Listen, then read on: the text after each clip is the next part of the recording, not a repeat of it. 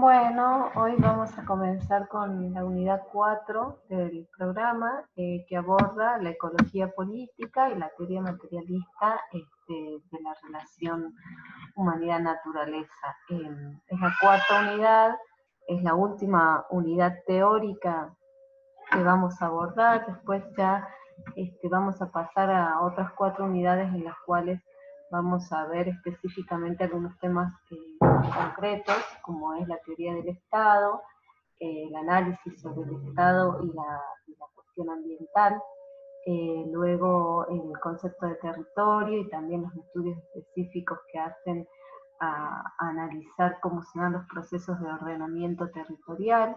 Luego vamos a analizar también las situaciones de conflicto ambiental, es decir, una serie de unidades y los procesos también de urbanización, una serie de unidades en las que vamos a ver en movimiento y desplegadas para el análisis concreto las herramientas teóricas de las escuelas que hemos visto en estas 4 primeras unidades. Y hoy y la próxima clase vamos a destinarle tiempo a lo que es la teoría materialista de la historia y relacionado con la teoría materialista de la historia, la teoría materialista de la relación humanidad-naturaleza. Un poco ya ha sido abordada o por lo menos han visto algunas reseñas en la unidad anterior, cuando se analiza el desarrollo de lo que se va a llamar la sociología ambiental, esta aproximación desde la sociología a los problemas ambientales y también desde las ciencias naturales a la sociología. Hubo algunas referencias a lo que es la teoría materialista o el desarrollo de la teoría del materialismo histórico de Marx y Engels, en cómo abordaron esta relación, ¿verdad? Hoy vamos a tomar como texto para ver este tema el texto de Eric Wolf, el capítulo sobre modos de producción, el concepto de modo de producción, y un extracto de un texto de Marx y Engels, la ideología alemana, donde hace el análisis de la historia de la humanidad, ¿no? Bueno, Wolf va a decir que en este texto de la ideología alemana y en realidad en toda la teoría marxista y materialista, partimos de dos preconceptos axiomáticos, ¿sí? Dos preconceptos que son desde el punto de partida de la teoría.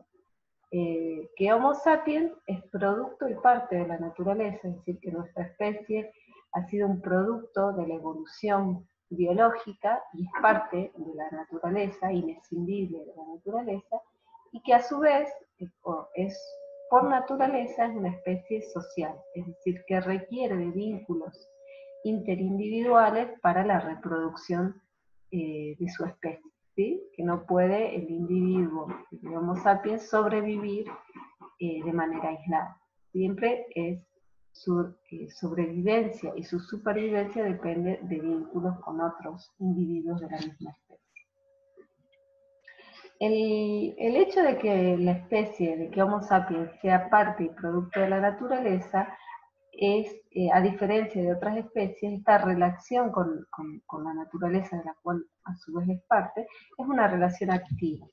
¿Qué quiere decir esto? Que el ser humano, el Homo sapiens, a la vez que es parte de la naturaleza, se enfrenta con la naturaleza transformándola, ¿sí? Activamente. Es decir, que no solamente toma los bienes que requiere de la naturaleza, sino que al tomarlos transforma esa naturaleza, ¿sí? Tiene la capacidad que en otras especies es más acotada de modificar esa naturaleza con la cual se encuentra. Y a la vez, al modificar esa naturaleza, se modifica a sí mismo, ¿sí? Modifica su estructura individual, pero sobre todo, no a nivel biológico, pero sí a nivel de sus hábitos, y modifica las relaciones con otros individuos de la misma especie, ¿sí?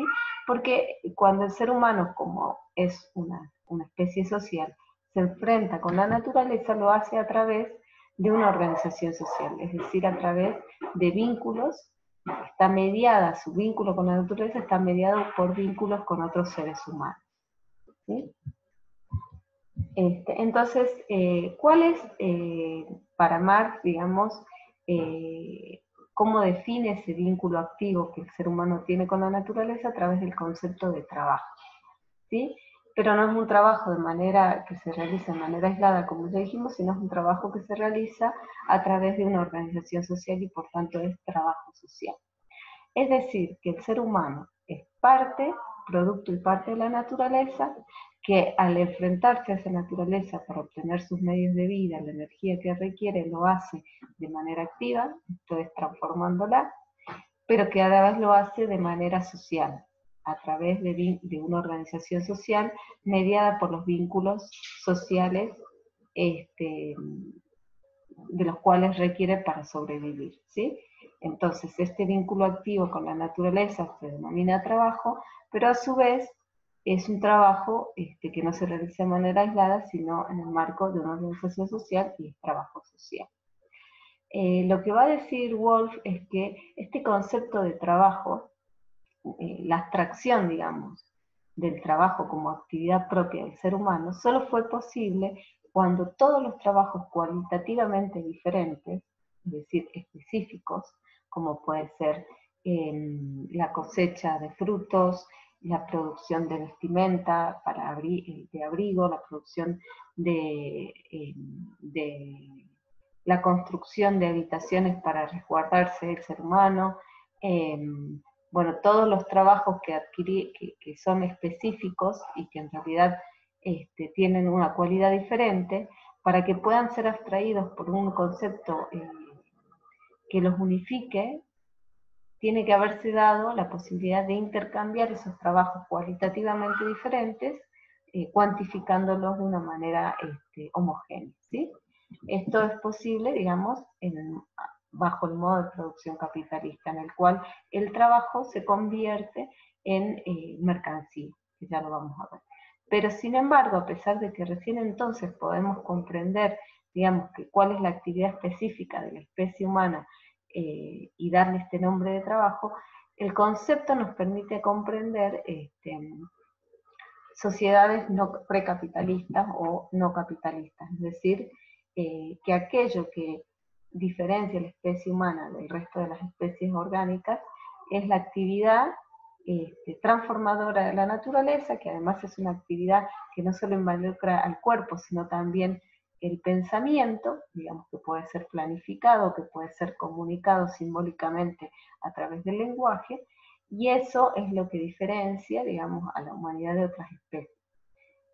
Es una diferencia específica, pero que a su vez no niega la condición biológica y la condición de la especie como parte de la naturaleza, ¿no? A todo este complejo de relaciones entre el ser humano con la naturaleza y del ser humano con otros seres humanos, Marx lo llamó producción. Es decir, que cuando hablamos de producción dentro de la teoría materialista, no solo Marx, sino también Engels, no estamos hablando solamente del aspecto técnico, tecnológico, como muchas veces se tiende a pensar la producción, ¿no?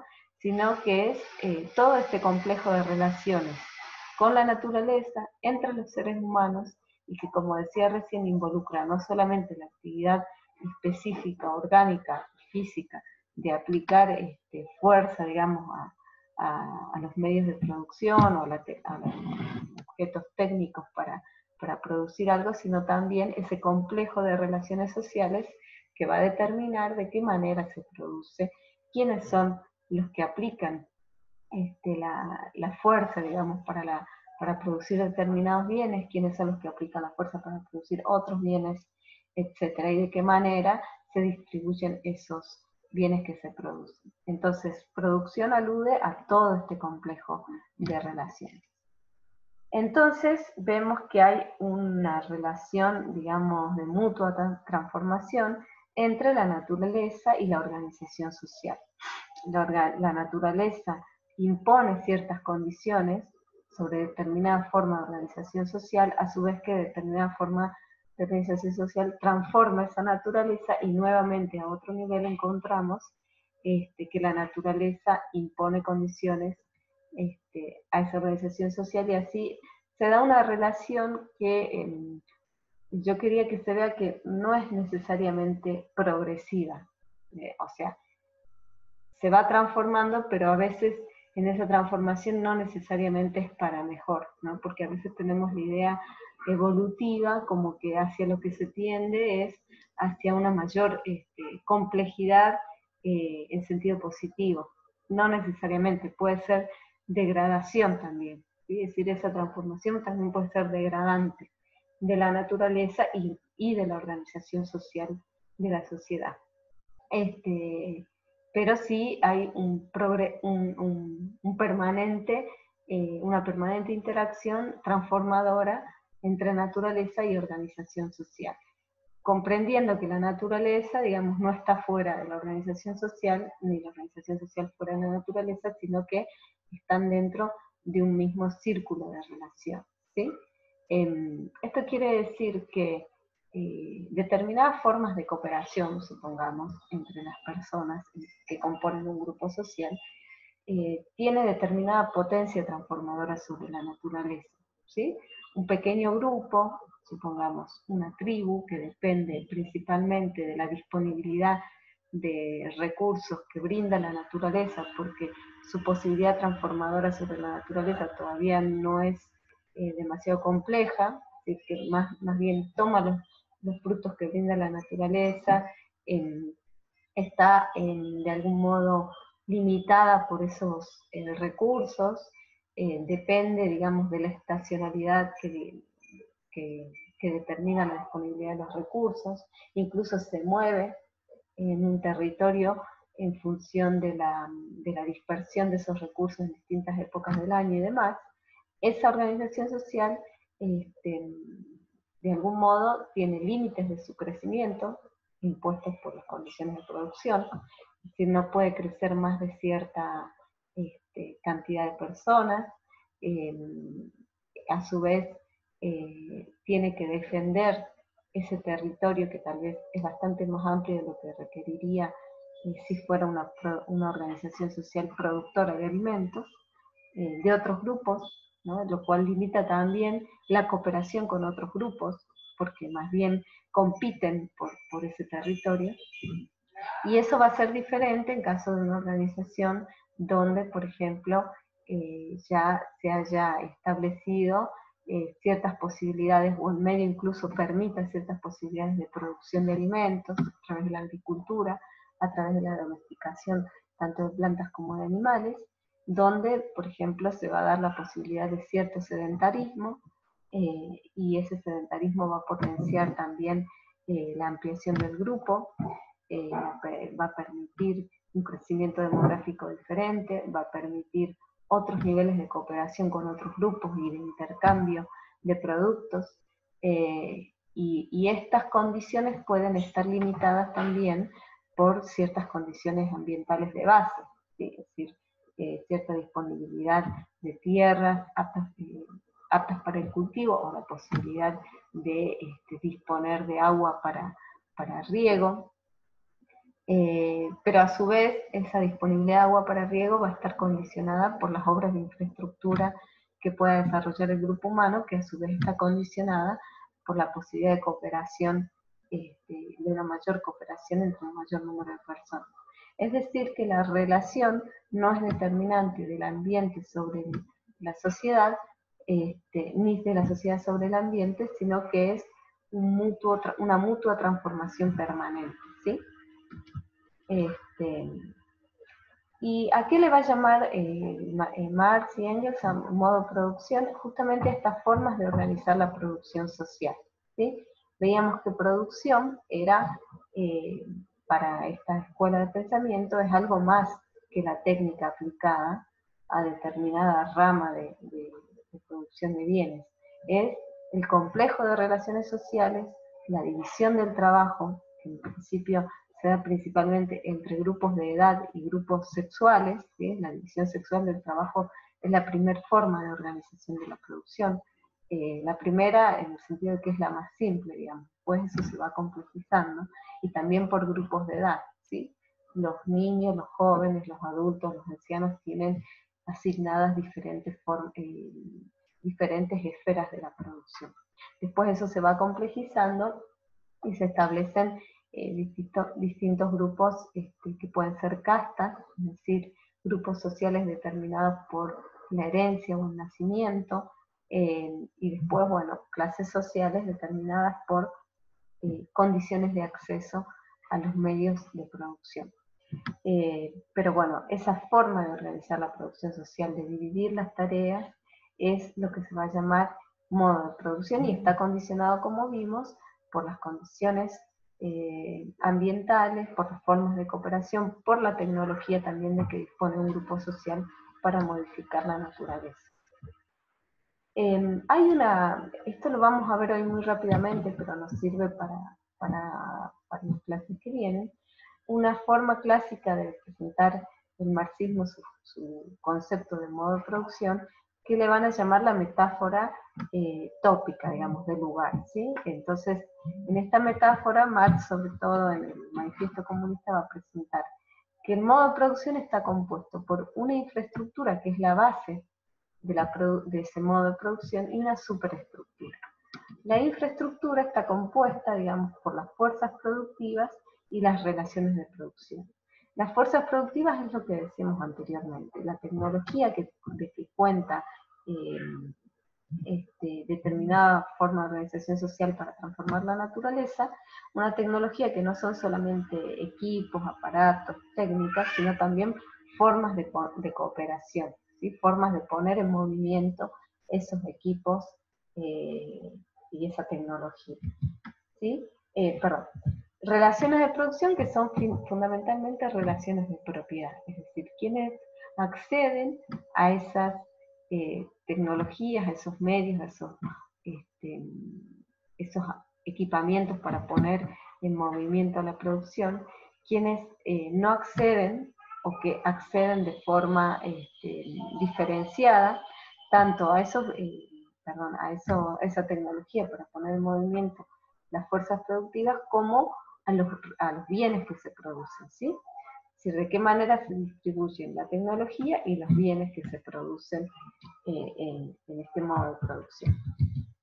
La superestructura tiene, por un lado, un área que es la ideológica, es decir, la forma de pensar, la forma de explicar ese modo de producir, la forma de explicar ese modo en que están distribuidas las fuerzas productivas entre los distintos grupos sociales, y una fuerza jurídico-política, un área, digamos, jurídico-política que tiene que ver con la forma de organizar esa distribución, ¿sí? Tanto a través de leyes, de reglamentos, de tradiciones, como a través de las fuerzas represivas que imponen y mantienen esa forma de organización de la sociedad. Todo esto es lo que conocemos o se concibe como modo de producción.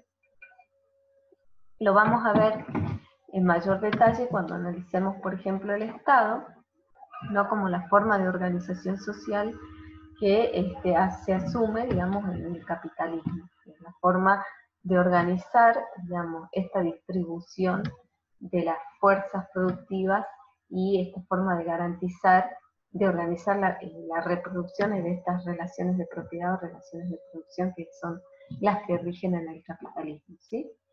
Pero en otras formas de organización social, en otros modos de producción, existía otra justificación ideológica, otra forma de comprender ese mundo, muchas veces mediada por la religión, por comprensiones míticas de la realidad que interpretaban de esa manera la forma de distribuir las fuerzas productivas y los bienes que se producían en la sociedad, ¿no? Por ejemplo, digamos, en una sociedad como la organización incaica, que se creía que tanto el Inca como todos los nobles, la nobleza que lo rodeaba, eran descendientes directos de los dioses, y que por eso, digamos, de ahí devenía su poder para regir el destino de la sociedad y la distribución de tierras, de productos, de productos incluso suntuarios dentro de ese estado, ¿no? Que era el estado incaico. Hoy por hoy, digamos, la legitimidad del que gobierna no proviene de su relación con los seres sobrenaturales, sino, por ejemplo, en un Estado democrático se supone que su legitimidad proviene de haber sido electo por la mayoría, ¿no? La democracia, como forma de gobierno, ¿sí? Y existe toda una estructura, una superestructura jurídico-política que así lo fundamenta. Y la ideología fundamentalmente esto de preservar la libertad individual, digamos, garantizada a través, entre otras cosas, del voto individual para elegir quiénes son los que gobiernan, ¿no? Bueno, pero no nos adelantemos. Entonces, esta es la metáfora tópica que se dice, que nos da la idea de que lo que sostiene, digamos, esta superestructura es una infraestructura, es decir, que la base de todo el modo de producción es esta relación entre fuerzas productivas y relaciones de producción. Entonces decíamos que un modo de producción es una forma de realizar la producción social. Wolf va a identificar 3 modos de producción, que dice él, bueno, Marx identificó otros. En principio, el concepto de modo de producción no se trata de un concepto clasificatorio, sino básicamente una forma de comprender de manera holística, integral, la relación entre seres humanos, grupos de seres humanos, con la naturaleza, la forma de organizar esa relación en la reproducción de la vida, ¿sí? Él va a identificar, como decíamos, 3: el modo de producción tributario, el modo de producción basado en el parentesco y el modo de producción capitalista.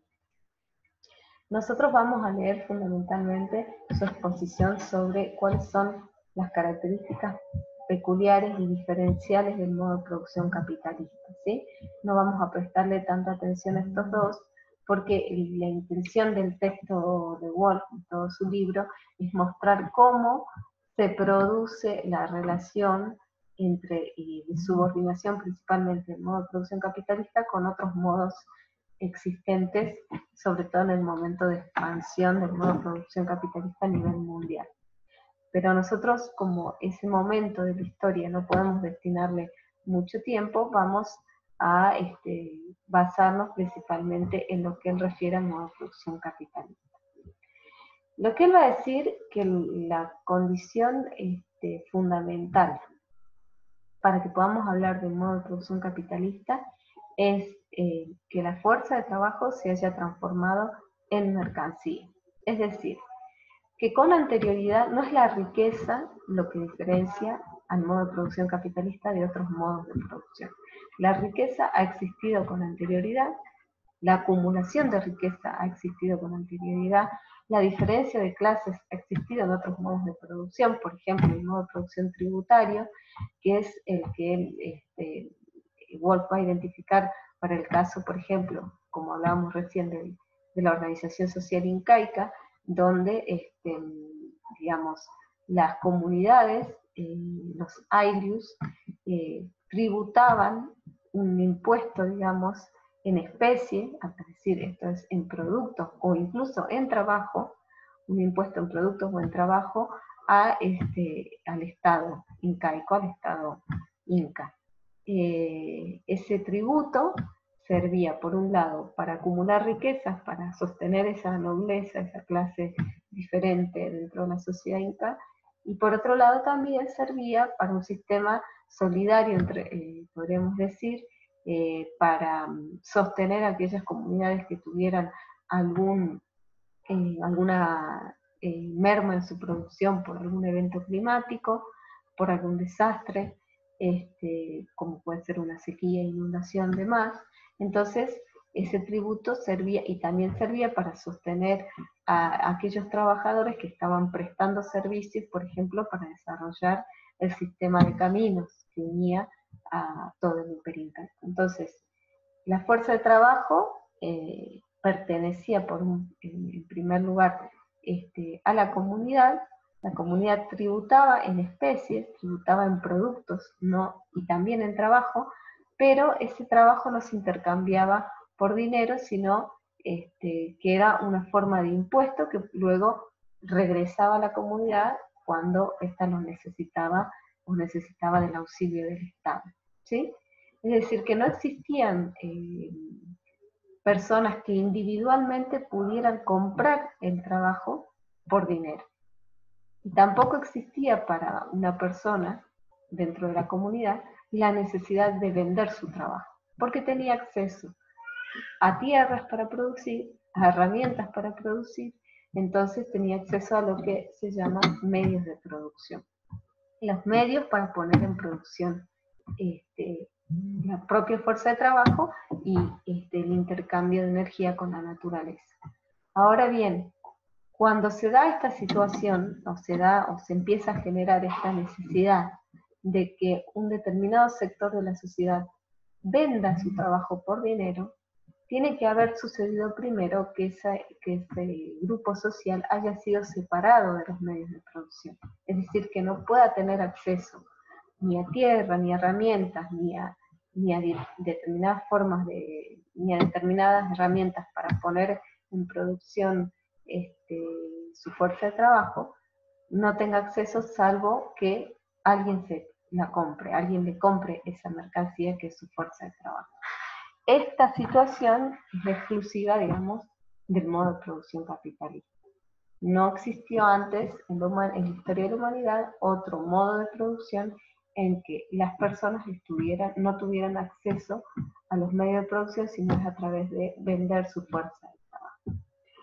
Y bueno, en este caso Marx va a estudiar el proceso en Inglaterra como un proceso clásico que no necesariamente se dio así en todas las sociedades y en todas partes del mundo, y lo va a llamar el proceso de acumulación originaria, que es un momento en Inglaterra cuando a determinada acumulación de riqueza en la clase comerciante, estos pueden adquirir medios de producción, pueden adquirir incluso potenciar la fuerza de esos medios de producción concentrándolos en fábricas, para lo cual requieren trabajadores dispuestos a trabajar en esas fábricas y para lo cual requieren trabajadores que no tengan acceso ni a la tierra ni a otros medios de producción para trabajarlos por su cuenta.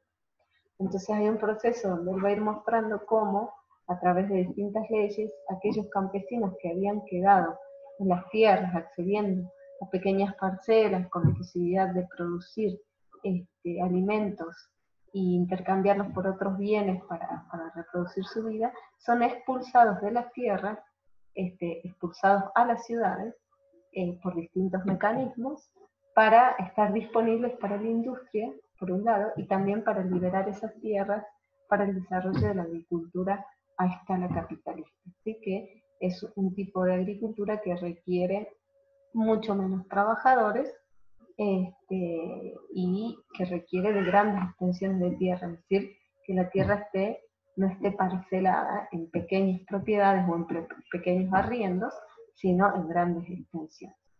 Entonces, esto es lo que va a distinguir al modo de producción capitalista de otros modos de producción, que existe un grupo, una parte de la sociedad, una clase social, que no tiene acceso a los medios de producción, sino es a través de la venta de su fuerza de trabajo. Y por otro lado hay otro grupo de la sociedad, otra clase social, que es propietaria de esos medios de producción en forma privada y que puede acceder a la compra de trabajo ajeno, ¿sí? Esto es importante que consideremos que se da en un momento de la historia que podría haber sido de otra manera, es decir, que no es natural, no ha sido un desarrollo de la naturaleza, y que en este modo de producción se da algo que va a decir Marx, que es la alienación del ser humano respecto de aquello que es su condición específica, ¿no? Nosotros veíamos hace rato que el trabajo es considerado como la condición específica propia del ser humano, a diferencia de otros seres de la naturaleza. Bueno, ese trabajo que le es propio, que hace su condición humana, le es expropiado en el modo de producción capitalista. Entonces, aquello que le pertenece como especie al ser humano, de repente no le pertenece en la sociedad porque debe venderlo a otro grupo de la sociedad, a otra clase social que es propietaria de los medios. Es la primera vez en la historia de la humanidad, bueno, pero ya lleva muchos siglos, ¿no? Por lo cual a nosotros nos parece como un estado natural de las cosas, ¿no? Eso iba.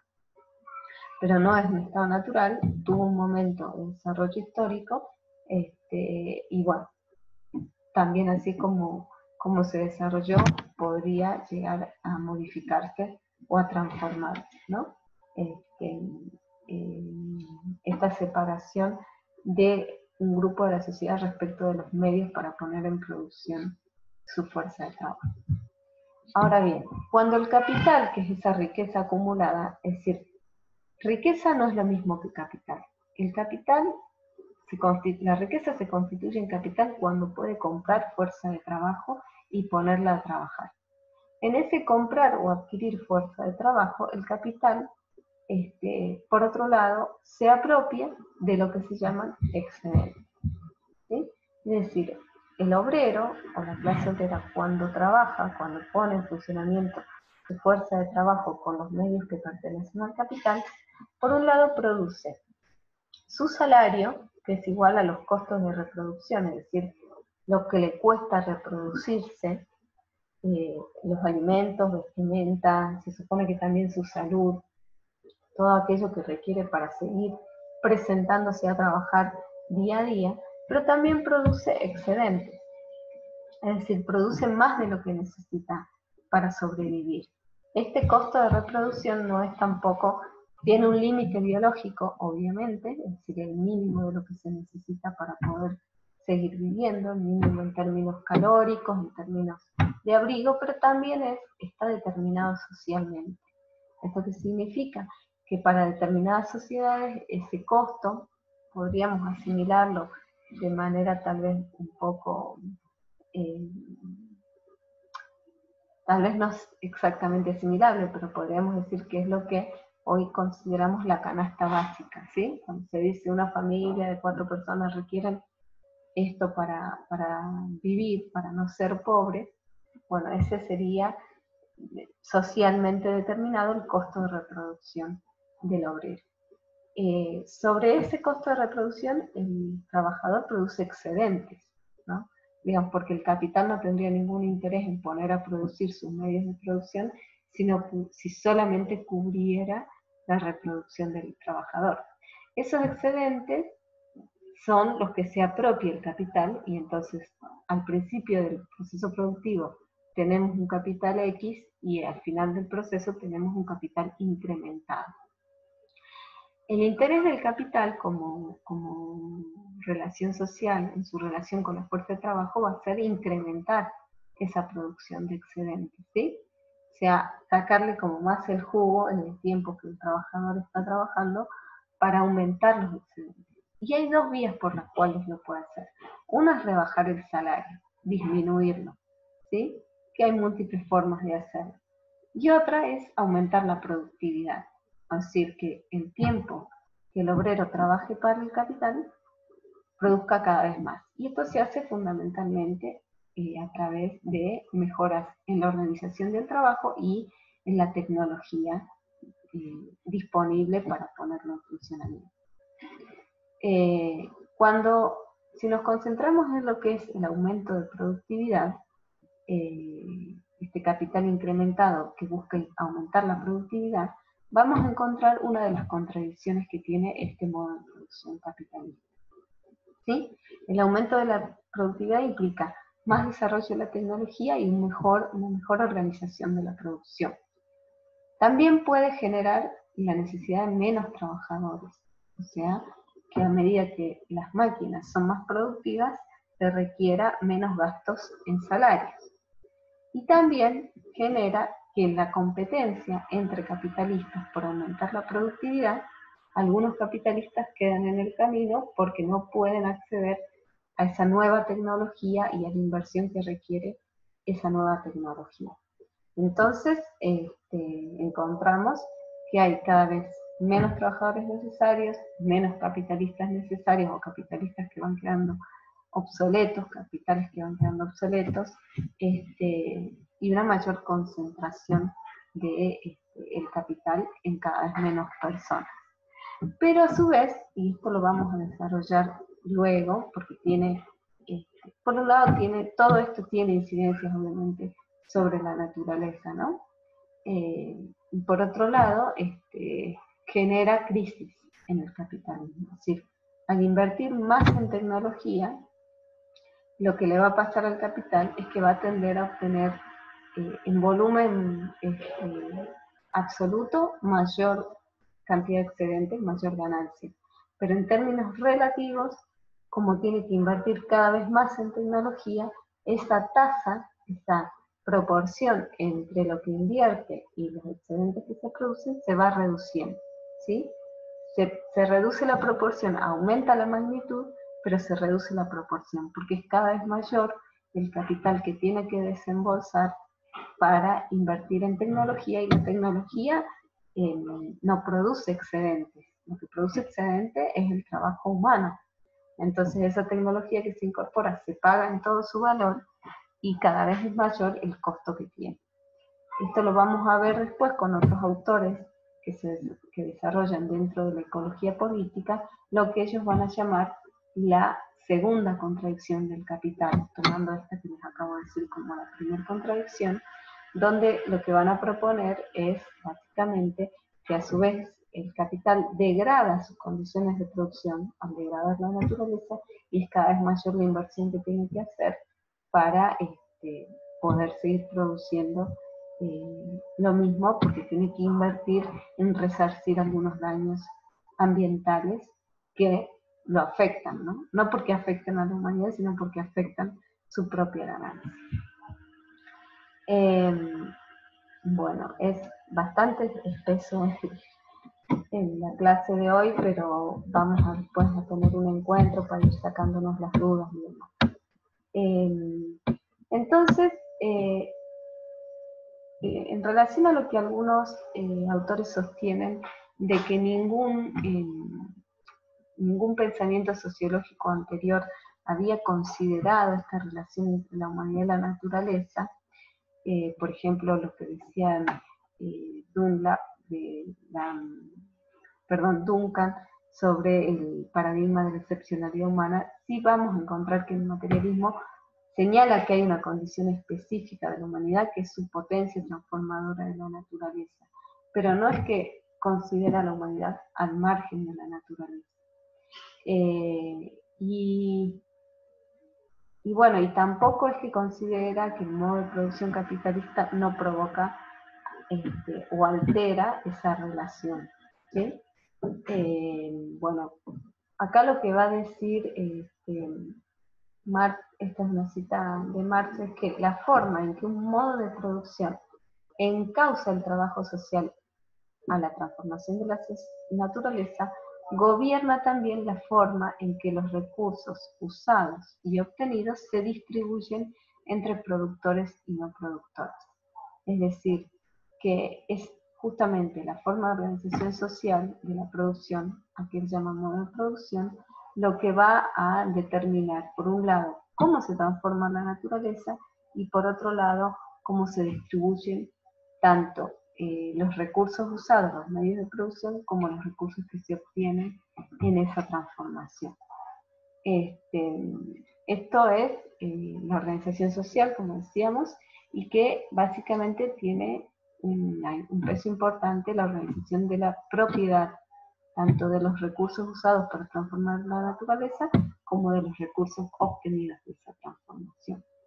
Y esto es lo que diferencia a la humanidad del intercambio energético que otras especies tienen con el ecosistema. Acá, digamos, lo que se propone es señalar una diferencia que por ahí cuando nosotros veíamos, por ejemplo, la Escuela de la Antropología Ecológica, que proponía ver a partir de las leyes descubiertas dentro de la ecología, señalar cómo se tendía siempre al equilibrio en el intercambio energético con la naturaleza, ¿no? El output, el input, y cómo eso tendía a equilibrarse. Bueno, lo que más viene el marxismo, el materialismo viene a proponer es que en realidad la forma en que la sociedad organiza su vínculo con la naturaleza y el vínculo entre los seres humanos va a mediar, digamos, esa transformación de la naturaleza, y en ese sentido no son leyes naturales las que determinan la distribución de los recursos,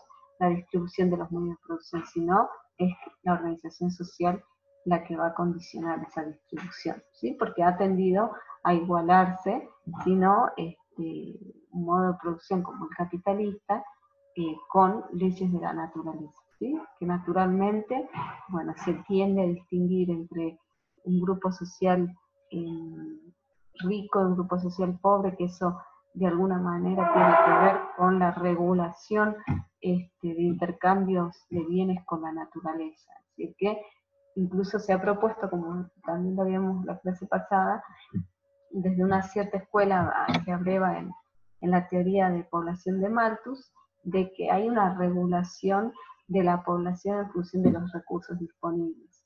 Y en realidad lo que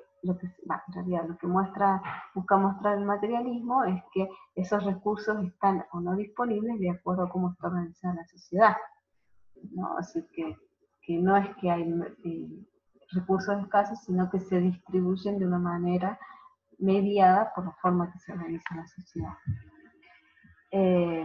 Bueno, para ir concluyendo, algo que también se señala el materialismo respecto al impacto que el modo de producción tiene sobre la naturaleza es la profundización de la división social del trabajo, que lleva a una cada vez mayor diferencia, digamos, entre la agricultura, la industria y el comercio, y a la concentración de actividades en la ciudad. Es decir, esta distinción campo-ciudad, lo que va a proponer Marx a partir de la lectura de los primeros estudiosos de la química del suelo y de la grafología, es que esta cada vez mayor distinción entre ciudad y campo va a provocar alteraciones, digamos, en la reproducción, digamos, de los nutrientes del suelo, la reproducción de la agricultura, y que la agricultura capitalista cada vez va a ser más insustentable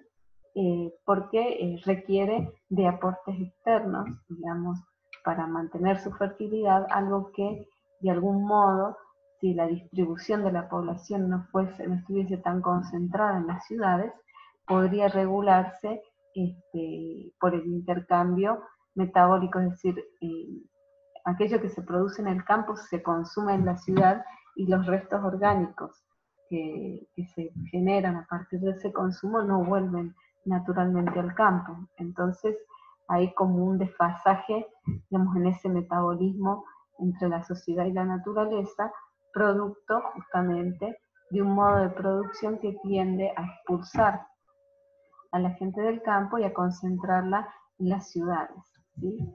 Él va a llamar a esta distinción la fractura metabólica entre la humanidad y la naturaleza, ¿no?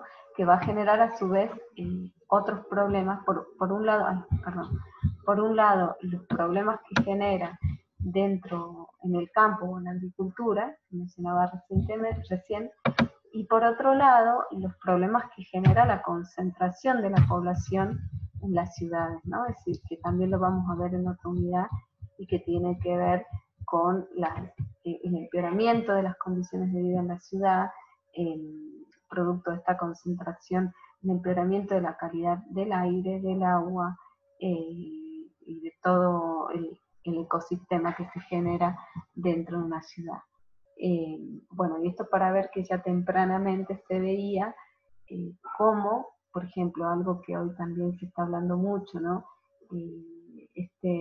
Hoy que estamos en esta situación de pandemia, y muchos proponen el comercio de cercanía, ¿no? Es decir, cómo intentar que aquello que se produce se consuma en lugares próximos, ¿sí? Que no haya tanto gasto energético en el traslado de productos, y que a su vez en lugares próximos se produzca lo que hace falta para que un determinado lugar se abastezca, ¿no?